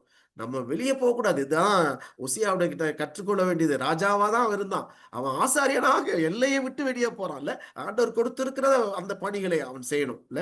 ஆண்டவர் தான் காரணம் என உள்ளத்தில் உணர்ந்து ஆவிக்குரிய ஆலோசனையையும் பெறணும். எப்பெல்லாம் ஆவிக்குரிய ஆலோசனை தேவையோ அப்போ ஆவிக்குரிய ஆலோசனைகளை நாம் பெற வேண்டும். அவன் பெற தவறிட்டான். அதுதான் உசியா. இங்க இருக்கிற இதெல்லாம் அவனுடைய காலத்துல அகழ்வாராய்ச்சியில கண்டுபிடிச்சிருக்கிறாங்க. அவன் பெரிய கட்டடம்லாம் கட்டியிருக்கான். டவர்ஸ்னு போட்டிருக்கு இல்லையா, கோபுரங்கள் கட்டப்பட்டிருக்குது. இது ஒரு கல்லறை பெட்டி என்று, அவனுடைய கல்லறை பெட்டி என்று சொல்லுகிறார்கள். நமக்கு இது கரெக்டா தெரியாது, இதெல்லாம் பைபிள்ல இல்லாததுதான். ஆனா இந்த படம் நான் இருந்ததுனால, கூகுள்ல இருந்ததுனால எடுத்து போட்டிருக்கேன், உங்களுக்கு தெரிந்து கொள்ள வேண்டும் என்பதற்காக. சரி, அடுத்த அரசன் யாருன்னா யோதாம். யோதாமை பற்றி நம்ம பார்க்கிறோம். யோதாம் தான் ஒரு சிறந்த அரசனாக நான் நினைக்கிறேன். அதனாலதான் குட் கிங்னு போட்டு அங்க ஒரு ஹார்ட்டையும் போட்டேன். ஏன்னா இவர்கிட்ட நான் சின்ன ஒரே ஒரே சாப்டர் தான் வருது இவரை பத்தி. ஆனாலும் எந்த தவறையும் நாம் பார்க்க முடியவில்லை. இவர் செய்த தவறு என்று எதையும் சொல்ல முடியவில்லை. நாம பார்த்த எத்தனையோ குட் கிங் இருக்கிறாங்க. எல்லா குட் கிங்கும் ஏதாவது ஒரு தவறு செஞ்சிருக்கிறாங்கல்ல. நம்ம பார்த்த உசியா ராஜா இப்போ நம்ம சொன்னோம், அவர் நல்ல ராஜான்னு லிஸ்ட்ல தான் இருக்கிறாரு. நம்ம 7 ராஜாக்கள்ல அவரும் ஒருத்தர் தான். ஆனா அவரும் தவறு செய்தவர் தான் இல்ல. அவரை தூபம் காட்ட போயிட்டாரு. இப்படி ஒவ்வொருத்தரும் ஒவ்வொரு தவறுகளை செய்தார். நல்ல ராஜா என்று சொல்லக்கூடிய தாவீது தவறு செய்யலையா? தவறு செய்திருக்கிறார். எல்லாம் தவறு செய்திருக்கிறார்கள். ஆகவே நீங்க பாத்தீங்கன்னா இந்த யோதாமுடைய வாழ்க்கையில கவனிச்சா அந்த மாதிரி தவறுகள் இல்லாததாக இருக்கிறது. சின்ன ராஜா, சாதாரணமான மனிதன். ஆனா இவர் தவறு செய்யாமல் போயிருக்கிறாரு. அதனால இவர் நிச்சயமா நல்ல ராஜா என்று சொல்ல வேண்டும். வேதமும் அதை சொல்லுகிறது. இவன் கர்த்தருடைய பார்வையில் நேர்மையான காரியங்களை செய்தார்னு சொல்லிட்டு, திரும்பவும் அவன் தேவனை அண்டி பிடித்தான் என்றெல்லாம் வசனங்கள் இருக்கிறது. அதனால இவர் நல்ல ராஜா என்பதற்கு சந்தேகம் இல்லை. அந்த 2 ராஜாக்கள் 15ஆம் அதிகாரத்துல இவர் வர்றாரு. அதுல அந்த அதிகாரத்திலேயே 6 அரசர்களை பற்றி வருகிறத நம்ம பார்க்கிறோம். அது நீங்க பார்த்தீங்கன்னா உங்களுக்கு தெரியும். அது ஒரு அதிகாரத்தை படிச்சாலே நிறைய இஸ்ரவேல் ராஜாக்கள் பற்றி வருகிறது. அது கொஞ்சம் சின்ன சின்ன ராஜாக்கள் முடிஞ்சிடும். எப்பவுமே இந்த ராஜாக்கள் போக போக பார்த்தீங்கன்னா லாஸ்ட் பேட்ஸ்மேன் சொல்லுவாங்கல்ல கிரிக்கெட்ல. லாஸ்ட் பேட்ஸ்மேன் வரும்போது டக்கு டக்கு டக்கு டக்குன்னு அவுட் ஆயிட்டே போவாங்க. அது மாதிரி இனிமே போக போக சீக்கிரம் அவுட் ஆகும். அதனால நம்ம இந்த எசேக்கியா ராஜாக்கு பிறகு வரக்கூடிய ராஜாக்களை கொஞ்சம் குயிக்கா பார்க்கக்கூடிய வாய்ப்பு இருக்கிறது என்று நான் நினைக்கிறேன். நம்ம இந்த ராஜா யோதாம் என்கிறத பார்க்கலாம். இந்த யோதாம் என்பவர் 16 ஆண்டுகள் ஆட்சி செய்திருக்கிறார். 25 வயதுல அவர் ராஜாவாகி இருக்கிறார். இந்த பகுதி நமக்கு எங்க வருதுன்றதை நம்ம போட்டிருக்கிறோம். 2 நாளாகமும் 26ஆம் அதிகாரம் கடைசியிலே 27ஆம் அதிகாரம் தான் முக்கியம். 27ஆம் அதிகாரத்துல தான் இவரை பற்றி அதிகமாக நம்ம பார்க்கிறோம். அப்போ இது உசியா வியாதி இருந்தபோது துணை அரசனாக இருந்தாரு. நான் நினைக்கிறேன் இவர் நிறைய காரியங்களை கற்றுக்கொண்டிருப்பார். உசியா செய்த தவறுகள் மூலமாக இவர் கற்றுக்கொண்டிருப்பார் என்று நான் நினைக்கிறேன். அதனாலதான் இவர் ஒரு நல்ல ராஜாவாகவே இருந்து கடைசி வரைக்கும் இருந்து முடிவு எடுக்கிறார். நல்ல பார்க்க முடிகிறது. உங்களுடைய இந்த வசனம் என்ன சொல்லுதுன்னா 27ஆம் அதிகாரம் 2ஆம் வசனம் தான் ஒரு முக்கியமான வசனம். அது யாராவது ஒருத்தர் வாசிங்க. 2 நாளாகவும் தன் தகப்பனாகிய உசியா செய்தபடி எல்லாம் கர்த்தரின் பார்வைக்கு செம்மையானதை செய்தான். ஆனாலும் அவனைப் போல கர்த்தரின் ஆலயத்திற்குள் பிரவேசியாதிருந்தான். ஜனங்கள் இன்னும் தங்களை கெடுத்துக் கொண்டிருந்தார்கள். வெரி குட், தேங்க்யூ அக்கா. அவன் பாருங்க எல்லாம் செஞ்சான். ஆனா அவன் செஞ்ச தவற செய்யல. என்ன, ஆலயத்துக்குள்ள பிரவேசிக்கல. அது அழகா வருதாங்க. ஆலயத்துக்குள்ள பிரவேசிச்சுதான் உசியா. ஆனா இவன் ஆலயத்துக்குள்ளே பிரவேசிக்காமல் இருந்திருக்கிறான். கர்த்தருக்கு ஸ்தோத்திரம், ஹல்லேலூயா. இப்படி ஒரு ராஜாவை ஆண்டவர் அங்கே நிறுத்தி வைக்கிறார். ஒரு சாட்சியாக நிறுத்துகிறார். அது வரைக்கும் செய்த தவறை இவன் செய்யாம இருக்கிறான் பாருங்க. அதே ஒரு பெரிய ஒரு இதுதான். அது மட்டும் இல்ல, இவன் அந்த ஹீப்ரூ இதுல பார்த்தா he looked after his father. ஒரு குஷ்டரோகியான தந்தைய வைத்து பாதுகாத்து இருக்கிறான். அது ஒரு பெரிய ஒரு இது பாருங்க, ஒரு பெரிய பெருந்தன்மை இல்ல. ஒரு குஷ்டரோகி, தனி வீடு தான் இருந்துச்சு அவருக்கு. ஆனா இவன் தான் அரசாட்சிக்கு, இவனும் மக்களுக்கும் ராஜாவுக்கும் இடையில இவன் போய் வந்திருக்க வேண்டும். ஹீப்ரூல என்ன சொல்லப்பட்டிருக்குன்னா he looked after his father என்று சொல்லப்பட்டிருக்கிறது. அப்போ அவங்க அப்பாவை கவனித்து கொண்டு இருக்கிறான். ஒரு வயதான காலத்துல இருக்கிறவங்களை கவனிக்கிற பிள்ளைகள் இன்றைக்கு குறைந்து கொண்டு இருக்கிறத நம்ம பார்க்கிறோம்ல. அவங்கவுங்க வேலை இருக்கதான் செய்யுது. ஆனாலும் அப்பா அம்மா என்று வயதானவர்கள் இருக்கும் பொழுது அவர்களை கவனிக்க வேண்டியது பிள்ளைகளுடைய பொறுப்பு. அதை இந்த யோதாம் செய்கிறதை நம்ம கவனிக்க முடியுது. ஏறக்குறைய 4 ஆண்டுகள் கடைசியில இவன் அந்த உசியாவுக்கு இவன் துணையாக இருந்திருக்கிறான் என்று சொல்லுகிறார்கள். நல்லா பார்த்தீங்கன்னா அதுதான் தெரிகிறது. அது மட்டும் இல்ல, கீழ நம்ம பார்க்குறோம் 27ஆம் அதிகாரம் 6ஆம் வசனத்த கொஞ்சம் வாசிங்களேன். 27ஆம் அதிகாரம் 6ஆம் வசனம். யோதாம் தன் வழிகளை தன் தேவனாகிய கர்த்தருக்கு முன்பாக நேராக்கினதினால் பலப்பட்டான். பாருங்க, அது வந்து கர்த்தருக்கு முன்பாக நேராக்கினான். இது ஒரு முக்கியமான காரியம் பாருங்க. அப்பப்போ ஆண்டவருக்கு முன்பாக நம்ம சரி செய்து கொள்ள வேண்டும். அதுதான் அவன் செய்த ஒரு நல்ல காரியம். அதனால பலப்பட்டான் என்று வேதம் சொல்லுகிறது. பாருங்க, கிளியரா நம்ம பைபிள் ரொம்ப அழகா எல்லாத்தையும் நமக்கு ஆலோசனை கொடுக்கிற வேத புத்தகம் இல்ல. நம்ம அப்பப்போ நம்மளை சரி செய்து கொள்ள கர்த்தர் இந்த மாலை நேரத்தில் நம்ம அழைக்கிறார். இந்த யோதாம் அம்மோனியரோட யுத்தம் செய்து வெற்றி பெற்றான். அவர்களிடமிருந்து 3 ஆண்டுகள் அவனுக்கு வெள்ளி, கோதுமை, அரிசி எல்லாம் அவனுக்கு வரி மாதிரி அவர்கள் கட்டிக்கொண்டே இருந்தார்கள். அம்மோனியர் தான் தெரியும் உங்களுக்கு. கஷ்டம். அவங்கள வெற்றி பெறுவது கஷ்டம். ஆனா அதையும் வெற்றி பெற்ற காரணம் என்னன்னா, அவன் கடவுளோடு இருந்தான். அதனால தான் பலப்பட்டான். யூதாவின் மதில்களையும், நகரங்களையும் அவன் மறுபடியும் கட்டியிருக்கிறான். திருப்பி எழுப்பி கட்டியிருக்கிறான். ஆராமின் ராஜா ரெத்சீன், ரேத்சீன் தப்பா போட்டிருக்கு. ரெசீன்னு போட்டிருக்கு. ரேத்சீன். இஸ்ரவேலின் ராஜா பெக்கா யூதாவுக்கு எதிராக ரெடி ஆனாங்க. ஆனா அப்போ வரல. அதுக்கு அடுத்த ஆட்சியில அவங்க வந்து பாதிப்பை கொண்டு வருகிறார்கள். ரேத்சீனோ பெக்கா என்கிற இஸ்ரவேல் ராஜா. பெக்காவை பத்தி நம்ம இஸ்ரவேல் ராஜாக்கள்ல பார்ப்போம். பெக்கிக்கா, அடுத்தது பெக்கா, இந்த விவரம்லாம் நம்ம பார்ப்போம். இஸ்ரவேல் ராஜாக்கள் அவங்க ஒரு 20 பேர் நம்ம பார்க்கணும். அதனாலதான் நம்ம இந்த ஸ்டடியை இன்னையோடெல்லாம் முடிக்க முடியாது என்பதனால நம்ம இன்னொரு செஷன் வைத்துக் கொள்ளலாம் என்று நான் கேட்டிருக்கிறேன். பார்ப்போம், நமக்கு எப்போ டைம் கிடைக்குதோ அப்போ நம்ம அதை வைத்துக் கொள்ளலாம். இப்போ யோதாமின் மகன் ஆட்சி காலத்துல ஆகாஸ் வந்த உடனே இந்த 2 பேரும் வராங்க யுத்தத்துக்கு. இதுல ஒரு காரியம் நல்லா தெரிந்து பாருங்களேன். நான் அதை அப்படி படிக்கும்போது ஆண்டவர் என்னுடைய உள்ளத்துல சொன்னாரு, போட்ட ஒரு வார்த்தை. அவர் சொல்லல, ஒரு ஒரு ஒரு உந்துதல் எனக்குள்ளே வந்தது. என்னன்னா, ஒரு கடவுளுடைய பிள்ளையை எதிர்த்து வருகிறவர்கள் கூட விட்டு விட்டு போறாங்க இல்ல. ரெடி ஆயிட்டாங்க எல்லாம். இவங்க எப்படியாவது ரேத்சீனும் பெக்காவும் எதிர்த்து வரணும்னு எல்லாம் யூதாவுக்கு விரோதமா வர்றதுக்கு ரெடி ஆயிட்டாங்க. ஆனா இவனை மட்டும் டச் பண்ண முடியல. ஹல்லேலூயா, ஹல்லேலூயா. ஆண்டவருடைய பிள்ளைகளை யாராலையும் தொட முடியாது இல்ல. ஆண்டவருக்கு முன்பாக தன்னை நேராக்கி கொண்ட யோதா இல்ல, அவன் ஆண்டவருக்கு பிரியமாய் வாழ்க்கை நடத்தினவன். அதனால நீங்க அவனை தொடுவதற்கு, பாதிப்பதற்கு யாராலையும் முடியவில்லை. உன்னை தொடுகிறவன், பைபிள் என்ன சொல்லப்பட்டிருக்கு, உன்னை தொடுகிறவன் என் கண்மணியை தொடுகிறான். எவ்வளவு அற்புதமான வார்த்தை பாருங்கல்ல. ஆண்டவர் சொல்றது கண்மணியே தொடுறது.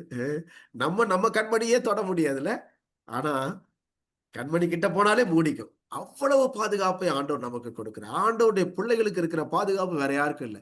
அப்படி இருந்தும் பிரச்சனை வருதுன்னா ஆண்டவர் ஒரு நோக்கத்தோடு கொடுக்கிறார். அதை நல்லா தெரிந்து கொள்ள வேண்டும்.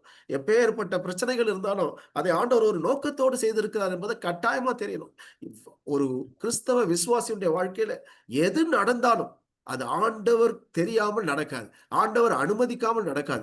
ஆண்டவர் பாதுகாப்பை தருகிறவர். ஏ அவர் கொடுக்கிறாருன்னா, பிரச்சனை வருதுன்னா ஏதோ ஒரு நோக்கம் இருக்கிறது. அதுல அவருடைய கிரேஸ், அவருடைய கிருபையை நாம் உணர வேண்டி இருக்கிறது இல்ல, அவருடைய மகிமையை உணர வேண்டி இருக்கிறது, அவரோடு நெருங்க வேண்டி இருக்கிறது என்கிற ஒரு எண்ணம் இருக்கும். எல்லாத்துலயுமே நீங்க பாத்தீங்கன்னா இருக்கும். சரி, அவர் தந்தையின் வீழ்ச்சியிலிருந்து கடவுள் பயம் அவருக்கு இன்னும் அதிகமா வந்திருக்கும். ஏன்னா அவங்க அப்பா தேவாலயத்துக்கு போனோம்னா அங்கேயே குஷ்ரோகம் பிடிச்சிருச்சு பாருங்க. அங்க இருக்கும்போதே நெற்றியில விழுந்துருச்சு. அப்படி ஆண்டவர் அந்த இன்ஸ்டன்ட்லி ஹி கேவ் பனிஷ்மெண்ட். அது பார்த்து இந்த யோதாமுக்கு ஐயோ, இந்த ஆண்டவருக்கு விரோதமா நான் போகவே கூடாது. இந்த பயம் நமக்கு இருந்தா எவ்வளவு நல்லா இருக்கும்ல. ஒரு பயம், தெய்வ பயம், கடவுள் பயம், ஞானத்தின் ஆரம்பம் என்று வேதத்துல வாசிக்கிறோமே. எனக்கு அருமையான தேவ பிள்ளைகளே, இந்த பயம் இன்றைக்கு ரொம்ப குறைஞ்சிக்கிட்டு போகுது. கிறிஸ்தவர்கள் மத்தியில, விசுவாசிகள் மத்தியில, ஊழியக்காரர்கள் மத்தியில. ரிப்போர்ட் கொடுக்கும்போது என்ன ரிப்போர்ட் நம்ம கொடுக்கிறோம் இல்ல, எப்படி கொடுக்கிறோம், யாரை பத்தி சொல்றோம், என்ன எக்ஸாஜரேட் பண்ணி கொடுக்கிறோம், எல்லாம் ஆண்டவர் பார்த்துக்கிட்டு இருக்கிறாருல்ல. எவ்வளவு பயம் இருக்கணும் நமக்கு. ரொம்ப பயப்பட வேண்டிய, பயபக்தியுள்ள ஒரு சந்ததியாக நம்முடைய சந்ததி இருக்கணுமே. ஆண்டவரே, அப்படிப்பட்ட பயத்தை எங்களுக்கு தாங்க என்று நம்ம கேட்போம். சாலமோனின் ஆலயத்தின் மேல கூட வாசல்களை யோதாம் கட்டினார் என்று சொல்லப்பட்டிருக்கிறது சரித்திரத்துல. பைபிள்ல இல்லை, நான் பார்த்ததுல. நீங்க வேணா பாருங்க. அடுத்தது இந்த நம்ம ஜிஸ்ட் வந்திருக்கு. யோதாமுடைய அந்த சின்ன வாழ்க்கை தான், சின்ன இதுதான். ஆனா நம்ம இதுல எந்த ஒரு குறையையும் பார்க்க முடியும். இதை தப்பா செஞ்சிட்டான் அப்படின்னு நம்ம சொல்லக்கூடிய மாதிரி எதுவுமே இல்லை. ஒன்னே ஒண்ணு, அந்த மக்கள் வந்து தொடர்ந்து விக்கிரகத்தை வணங்கி கொண்டிருந்தார்கள் என்று ஒரு வார்த்தை இருக்கிறது. அது மட்டும்தான் இதுல வருதே தவிர இவன் ஏதாவது தவறு செய்தானா என்றால் இல்லவே இல்லை. நானு திரும்ப திரும்ப பார்த்தேன், நீங்களும் வேணா பாருங்க. அதனால நான் நினைக்கிறது one of the best kings ஜோதாம்.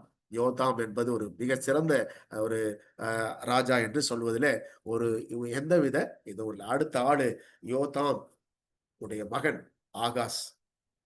அதான் பார்த்தோம், the best king, one of the best kings சொன்னோம் யோதாம.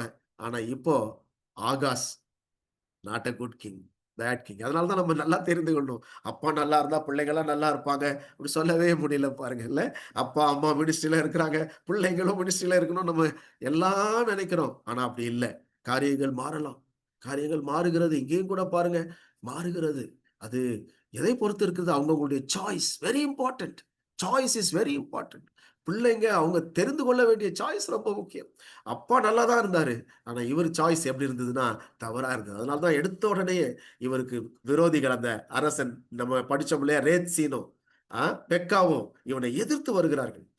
1,20,000 யூதா மக்களை கொன்று போடுகிறார். நல்லா கவனிங்க, எவ்வளவு பரிதாபமான ஒரு நிகழ்ச்சி பாருங்க. இவன் எடுத்த உடனே, ஏன்னா இவன் இஸ்ரவேல் அரசர்களின் வாழ்க்கை முறையை பின்பற்றினான். அப்படிதான் 28 அதிகாரம் 2ஆம் வசனம் சொல்லுது. வாசிங்களேன், 28 அதிகாரம் 2ஆம் வசனம். இஸ்ரவேல் ஆகாஸ் ராஜாக்களின் வழிகளில் நடந்து பாகால்களுக்கு வார்ப்பு விக்கிரகங்களை செய்தான். பாருங்க, பாகாலுக்கு வார்ப்பு விக்கிரகங்களை செய்தானாம். பாகால் என்ற தெய்வமே வேற தெய்வம், புற இனத்து தெய்வம். அதுக்கு வார்ப்பு விக்கிரகங்களை இவனே செய்யறான். அது மட்டுமல்ல, ரொம்ப பரிதாபம், தன்னுடைய சொந்த குமாரரை பலி செலுத்துகிறான். 3ஆம் வசனம், 28 அதிகாரம் 3ஆம் வசனம். அவன் இம்னோன் குமாரனின் பள்ளத்தாக்கிலே தூபம் காட்டி, கர்த்தர் இஸ்ரவேல் புத்திரருக்கு முன்பாக துரத்தின ஜாதிகளுடைய அருவருப்புகளின்படியே தன் குமாரரை அக்கினியிலே தகித்து போட்டு, மேடைகளிலும் மலைகளிலும் பச்சையான சகல மரங்களின் கீழும் பலியிட்டு தூபம் காட்டி வந்தான். அருமையான சகோதர சகோதரிகளை பாருங்க, எவ்வளவு பரிதாபம் பாருங்க. சொந்த குமாரர்களை பலி செலுத்துகிறான், அக்கினியிலே தகனித்து பலி செலுத்துகிறான். இன்னொரு இடத்துல தீமிதிக்க பண்ணினான் என்று ராஜாக்கள் புத்தகத்துல வருகிறது. என்ன செஞ்சாலும் தெரியல. தன்னுடைய பிள்ளைகளை, அதுவும் விக்கிரகங்களுக்கு, என்ன பரிதாபம். அதனாலதான் ஆண்டவர் உடனடியா பனிஷ்மெண்ட்டை கொண்டு வர்றார். யாரு?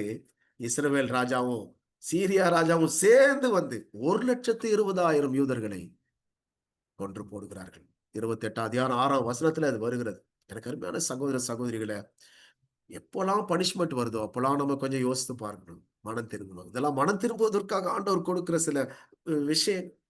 இந்த ஆகாசுக்கு ஆண்டவர் ஒரு ஒரு எச்சரிக்கை எச்சரிக்கை. அதுக்கு மேலே என்னென்னமோ செய்யறான். தேவாலயத்தின் பனிமூட்டுகளை துண்டு துண்டாக்கி கதவை பூட்டினான். தமஸ்குவின் பலிபீடம், அது சீரியர்களுடைய ஒரு பலிபீடம். அது அங்க போய் பார்த்து, அவன் சீரியாவுக்கு போய் பார்த்து அதை உடனே கட்டளை கொடுத்து உரியா உடனே கட்ட வைக்கிறான். அந்த பலிபீடம் அது சீரியா இல்ல, அந்த தெய்வம் சீரிய தெய்வமாக மில்கோம் என்று சொல்றாங்க. அதுக்கு ஒரு பலிபீடத்தை கட்ட இந்த ராஜா உடனே அதெல்லாம் செய்யறான். ஒவ்வொரு மூலையிலும் விக்கிரகங்கள். எப்படி பாருங்க, தேசமே விழுந்து போகிறது. 1,20,000 பேர் செத்தது மட்டுமல்ல, அவன் வாழ்க்கையில நிறைய காரியங்கள், நிறைய பேர் சிறைப்பிடிக்கப்பட்டாங்க. சிறைப்பிடிக்கப்பட்டு கொண்டு போறாங்க. அப்போ ஒரு தீர்க்கதரிசி போய் சொல்றாரு, வேண்டாங்க விடுங்கன்னு சொல்லி. அப்போ விட்டுறாங்க பாருங்க. அங்கதான் ஒரு நல்ல சமாரியன் கதை மாதிரி ஒண்ணு கதை வருது. நம்ம பழைய புதிய ஏற்பாட்டு நல்ல சமாரியன் கதை நமக்கு தெரியும், இயேசு கிறிஸ்து சொன்ன கதை. அதே மாதிரி ஒரு கதை இந்த 28ஆம் அதிகாரம் 15ஆம் வசனத்துல, அந்த சமாரியர்கள், அந்த வட பகுதியை சார்ந்த இஸ்ரவேல் மக்கள், அவங்களுக்கு சமாரியர்கள் என்று பேர். ஏன்னா சமாரியா தான் அப்போ தலைநகரம், இஸ்ரவேலுக்கு தலைநகரம் சமாரியா. அப்போ சமாரியாவில இருந்து அந்த மக்கள் ஒரு நல்ல காரியத்தை பண்றாங்க, பிடிச்சிட்டு போனாங்க, எல்லாரையும் விட்டாங்க. ஆக அந்த தீர்க்கதரிசி வந்து சொல்றாரு விட்டுருங்கன்னு சொல்றாரு. உடனே எல்லாம் விட்டுறாங்க. அது 28ஆம் அதிகாரம் 15ஆம் வசனத்துல விடுறது மட்டுமல்ல, அந்த சமாரியர்ல கொஞ்சம் பேர் நல்ல சமாரியர்கள் இருக்கிறாங்க பாருங்க. அதான் நம்ம தெரிந்து கொள்ள வேண்டும். இவன் யெகோவாவை அறிந்தவன், இவன் தவறு செய்து கொண்டு இருக்கிறான். ஆனா அந்த சமாரியால இருக்கிற அந்த மக்கள் நல்ல காரியங்களை செய்யறாங்க. இந்த சிறைபிடிக்கப்பட்டு போனவங்களை அதை கொஞ்சம் வாசிங்களேன். 28ஆம் அதிகாரம் 15ஆம் வசனம். அப்பொழுது பேர் குறிக்கப்பட்ட மனுஷர் எழும்பி சிறைப்பிடிக்கப்பட்டவர்களை சேர்த்து கொண்டு அவர்களில் வஸ்திரமில்லாத சகலருக்கும் கொள்ளையில் எடுக்கப்பட்ட வஸ்திரங்களை கொடுத்து உடுப்பையும் பாதரட்சைகளையும் போடுவித்து அவர்களுக்கு சாப்பிடவும் குடிக்கவும் கொடுத்து அவர்களுக்கு எண்ணெய் வார்த்து அவர்களில் பலட்சயமானவர்களை எல்லாம் கழுதைகள் மேல் ஏற்றி பேரிச்ச மரங்களின் பட்டணமாகிய எரிகோவிலே அவர்கள் சகோதரர் இடத்திற்கு கொண்டு வந்து விட்டு சமாரியாவுக்கு திரும்பினார்கள். பாருங்களேன், எவ்வளவு அந்த சமாரியன், நல்ல சமாரியன் செய்த அதே காரியங்களை இந்த மக்கள் செய்கிறார்கள். எல்லாத்தையும் நம்ம அதை கொஞ்சம் உட்கார்ந்து யோசித்து பார்த்தா அப்படியே சமாரியனுடைய கதையே இங்க வந்து, நல்ல சமாரியன் கதையே இங்க வந்த மாதிரி இருக்குது இல்ல. அப்படியே எல்லாம் செய்யறாங்க இல்ல. அது நம்ம கிறிஸ்தவர்களாய் நாம் செய்ய வேண்டியது இல்ல. உதவி செய்ய வேண்டும், கஷ்டத்துல இருக்கவங்களுக்கு உதவி செய்ய வேண்டும் என்கிற ஒரு பாடத்தை இந்த இடத்துல நம்ம கற்றுக்கொள்கிறோம். இன்னொரு காரியம் பாருங்க, ஏசாயா தீர்க்கதரிசன புஸ்தகம் இதே காலகட்டத்துல இருக்கிறதுனால ஏசாயா எழுதின அந்த கிறிஸ்துமஸ் செய்திகள் நம்ம வாசிக்கிறோம் அல்லவா, அதையெல்லாம் யாருக்குரியதுன்னா இந்த ஆகாச இடத்துல சொல்லப்பட்ட ஆறுதலான வார்த்தைகள். எப்பா உனக்கு ஆள் இருக்காங்க, நீ கவலைப்படாத என்று சொல்ல ஒரு ஆறுதலான வார்த்தைகளை ஏசாயா அந்த நாட்கள்ல சொல்றதை கவனிக்கிறோம். பாருங்க, இது நிறைய பேருக்கு தெரியாது. இது தெரியாத ஒரு தகவலை தான் நான் சொல்றேன். நீங்க எடுத்து வாசித்தீங்கன்னா ஏசாயா 7ஆம் அதிகாரம் 1ஆம் வசனத்தை வாசிங்களேன். ஏசாயா 7:1. குமாரனாகிய யோதாமின் குமாரன் ஆகாஸ் என்னும் யூதா தேசத்து ராஜாவின் நாட்களிலே ரேட்சீன் என்னும் சீரியாவின் ராஜாவும் ரெமிலியாவின் குமாரனாகிய பெக்கா என்னும் இஸ்ரவேலின் ராஜாவும் எருசலேமின் மேல் யுத்தம் பண்ண வந்தார்கள். அவர்களால் அதை பிடிக்க கூடாமற் போயிற்று. போதும். அடுத்த இதுல அவங்க பிடிக்கிறாங்க. இப்போ வந்து இந்த காலகட்டத்துல ஒரு பெரிய போர் வருகிற காலகட்டத்துல ஏசாயா இவனுக்கு ஆறுதலாக சொன்ன வாசனங்கள் தான் அது. அதுலதான் 9ஆம் அதிகாரத்துல கிறிஸ்துமஸ்ல நம்ம அடிக்கடி வாசிக்கிறோம். கிறிஸ்துமஸ் காலங்களில் வாசிக்கிறது, நமக்கு ஒரு பாலகன் பிறந்தார், இந்த 9ஆம் அதிகாரம் 6ஆம் வசனம் இல்ல, நமக்கு ஒரு குமாரன் கொடுக்கப்பட்டார். அதெல்லாம் எந்த பகுதியில வருதுன்னா, யாருக்கு சொல்லப்பட்டதுன்னா இந்த ஆகாஸ் ராஜாவுக்கு சொல்லப்பட்ட அந்த பகுதியில வருகிறது. நமக்கு பின்னாலே விடுதலை உண்டு, இப்போ பிடிச்சிட்டு போயிட்டாங்க, ஆனா உனக்கு விடுதலை உண்டு என்று எப்பவுமே இந்த ஹோப் பாருங்க ரொம்ப ரொம்ப அவசியமா இருக்குது. எந்த காலகட்டத்திலையும் ஹோப், HOPE இல்ல, பெயின் எண்ட்ஸ்னு சொல்லுவாங்க. Hold on pain ends, hold on pain ends, hope. எந்த மாதிரியான சூழ்நிலை இருந்தாலும் ஒரு நம்பிக்கையோடு இருக்கிறவன் தான் கிறிஸ்தவன் இல்ல. என்லெஸ் ஹோப் யாரு? கிறிஸ்தவனுக்கு. அவிசுவாசிக்கு ஹோப்லெஸ் எண்ட், விசுவாசிக்கு என்லெஸ் ஹோப். கடைசி வரைக்கும் நம்பிக்கையில தான் இருப்பான். மரணம் கூட அவனுக்கு நம்பிக்கை தான். அடுத்த மறுமை, சிறந்த மகிமை இருக்கிறது என்று சொல்லி அதுலயும் அவன் நம்பிக்கை வைக்கிறான். ஹோப். அதான் நம்ம தெரிந்து கொள்ள வேண்டிய ஒரு காரியம். பாருங்க நண்பர்களே, இந்த மாலை நேரத்துல நம்ம வந்திருக்கிறோம். எப்பேற்பட்ட நீங்க சூழ்நிலை நீங்க இருந்தாலும் ஹோப்பை மட்டும் விட்டுறக்கூடாது இல்ல. இதுதான் இங்க பாருங்க, ஏசாயா அந்த காலகட்டத்திலே ஹோப்பை கொடுக்குறான். இன்னைக்குதான் நான் காலையில வாசித்தேன், you overflow with hope. A Christian should overflow with hope. Hallelujah. கொஞ்சம் எழுதி வச்சுக்கோங்க. You should overflow with hope. யார்கிட்டையும் ஹோப்லெஸ்ஸா பேசக்கூடாது. நம்பிக்கையில போயிடுச்சு, இது மாதிரி நடக்காது, எதுவும் நெகட்டிவா பேசக்கூடாது. ஆண்டவரே இது முடியும், ஆண்டவரால் இது முடியும் இல்ல. எந்த காரியமா இருந்தாலும் ஹோப் கொடுங்க, ஒரு நம்பிக்கையை கொடுங்க. நம்பிக்கை ஊட்டுபவர்கள் தான் கிறிஸ்தவர்கள் இல்ல. அதை ரொம்ப ஞாபகம் வைத்துக் கொள்ள வேண்டிய ஒரு காரியம். பாருங்க, ஏசாயா இங்க அதை செய்யறார். ஏதோமியர், பெலிஸ்தியர் யூதா மக்களை சிறைப்பிடித்து சென்றாங்க. இது நடந்தது நம்ம பார்க்கிறோம். இது கஷ்டம்தான் இல்ல. ஆகாசையே அவன் துன்புறுத்துறான். ஆகாசுடைய வழிகள் மோசமாக இருந்தனால அவனுடைய முடிவு மோசமா தான் இருக்கிறதை நம்ம பார்க்கிறோம். புற இனத்து வழிகள், விக்கிரக வணக்கம், குமாரனை தீக்கெடுக்கப்படுதல், இதெல்லாம் ஆண்டவருக்கு பிரியமில்லாத காரியங்கள் இல்ல. இன்னைக்கு நம்ம சபை தலைவர், குடும்ப தலைவர் கடவுளுக்கு முதலிடம் கொடுக்க வேண்டும். ஏன்னா விக்கிரக வணக்கம் என்பது கடவுளுக்கு முக்கியத்துவம் கொடுக்காததுதான். நான் முன்மாதிரியா இருக்கணும். இப்ப இவன் அந்த ஆகாஸ் முன்மாதிரி இல்லாம இருந்ததுனால அங்க ஃபுல்லா எல்லாமே ஃபெயிலியர் ஆகிறத நம்ம கவனிக்க முடிகிறது. இது ஆகாசனுடைய காலகட்டத்துல இருந்த ஒரு ஜிஸ்ட் நம்ம இதுல பாக்குறோம். ஆகாசனுடைய எல்லா நடவடிக்கைகளையும் இது நம்ம பார்க்கலாம். 20 வயசுல அரியணை ஏற்கிறான். இது ஒன்னொன்னா வருது. விக்கிரக வணக்கம் இல்ல, எல்லாமே இதுல வருது. பெக்காவின் வெற்றி, அசீரிய உதவியை தேடுறான். அப்படியே அவனுடைய காரியம் எல்லாம் இதுல போடப்பட்டிருக்கிறது. நான் ஒருவேளை சொல்லும் போது விடப்பட்டதாக இருந்தாலும் நீங்க இதுல தெரிந்து கொள்ள முடியும். சரி, அடுத்த ஆள் தான் ரொம்ப முக்கியமான ஆள் இல்ல, எசேக்கியா. இவரை கொஞ்சம் பார்த்துட்டு நம்ம முடித்துக் கொள்ளலாம் என்று நான் நினைக்கிறேன். எசேக்கியா ஒரு பெரிய ராஜா. இவரை பற்றி நிறைய புத்தகங்களிலே இருக்கிறது. இவரை பற்றி இருக்கிற பகுதிகளும் ஜாஸ்தி, நிறைய அதிகாரங்கள் இங்க இந்த மேல போட்டிருக்கேன் பாருங்க. அதிகாரங்களை பார்த்தீங்கன்னா 2 ராஜாக்கள் 18ல இருந்து 20 வரைக்கும் இருக்கு. அப்புறம் 2 நாளாகமும் 29ல இருந்து 32 வரைக்கும் இருக்கு. ஏசாயாவிலையும் இருக்குது. 36ஆம் அதிகாரத்திலிருந்து 39ஆம் அதிகாரம் வரைக்கும் ஏசாயா புத்தகத்திலேயே இவரை பற்றி, இவருடைய சம்பவங்கள் எல்லாம் வருது. நமக்கு எசேக்கியான்னு ஒண்ணு தெரியும் இல்ல, ஒண்ணு நல்லா தெரியும். இன்னைக்கு காலையில கூட நான் அப்படியே யோசிச்சுட்டு இருக்கும்போது, ஆண்டவர் சுகம் கொடுக்கிறவர், அதுல ஒரு வசனம் அழகா வருகிறது. உன் கண்ணீரை கண்டேன், உன் விண்ணப்பத்தை கேட்டேன். ஹல்லேலூயா. உன் விண்ணப்பத்தை கேட்டேன். அருமையான ஆண்டவர் கேட்டேன். இன்றைக்கும் நமக்கு இதை சொல்லுகிறார். எசேக்கியாவோட நம்ம முடிப்போம். நம்மிடத்துல இதை சொல்லுகிறார்.